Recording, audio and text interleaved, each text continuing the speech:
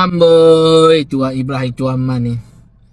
Kalaulah tidak melibatkan negeri pimpinan PAS, semuanya Islam kosmetik baginya.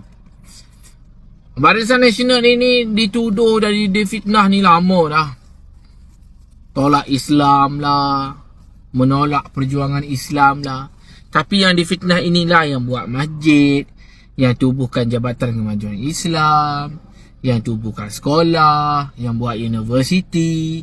Yang kosmetik inilah yang buat macam-macam, sehingga apa yang ada dalam negara kita ini, tertegaknya Syiar Islam ini oleh parti yang dituduh kosmetik.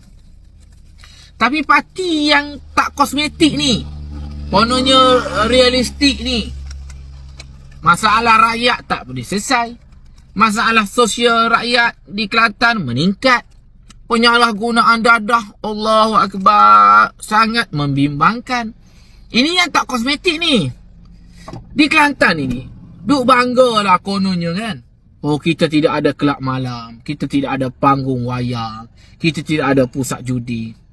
Saya secara peribadinya, saya tak bangga kalau Kelantan tak ada kedai judi, tak ada panggung wayang, tak ada pusat hiburan ni. Saya tak bangga langsung.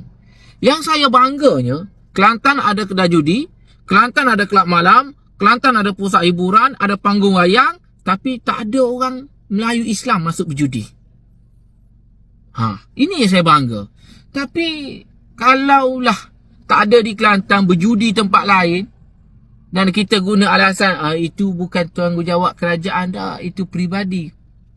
Itulah Islam kosmetik. Hanya tanpa make up sementara je. Buruk kita tutup dengan Islam. Walaupun kita tak laksana kan, tak laksana pun apa yang dituntut oleh Islam. Kalau betul PAS ini laksana kan apa tuntutan Islam, takkanlah mereka ni sanggup membiarkan rakyat hidup menderita. Takkanlah Islam sanggup melihat rakyat dia berpindah randah meninggalkan keluarga. Takkanlah Islam yang realistik ini, yang bukan kosmetik ini, sanggup membiarkan rakyat dia ini terkapai-kapai lagi nak cari peluang pekerjaan, pendidikan dan sebagainya. Patutnya Islam yang tak kosmetik inilah yang menjadi role model kepada orang lain.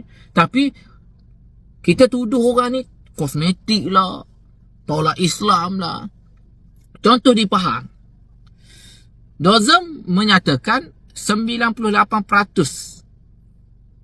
air rawatan bersih di Pahang telah disalurkan kepada penduduk.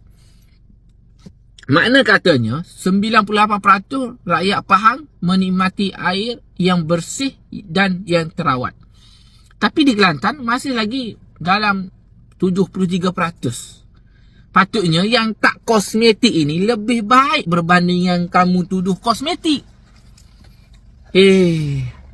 Budaya label orang walaupun kalau nak label orang kosmetik ke apa, kalau kita ini realistik, okey. Kita lebih baik dengan orang lain, tak apa. Ini kita lebih teruk berbanding dengan orang lain. Inilah kosmetik sebenarnya. Tutup dengan nama Islam. Itu ya. Buatnya tidak.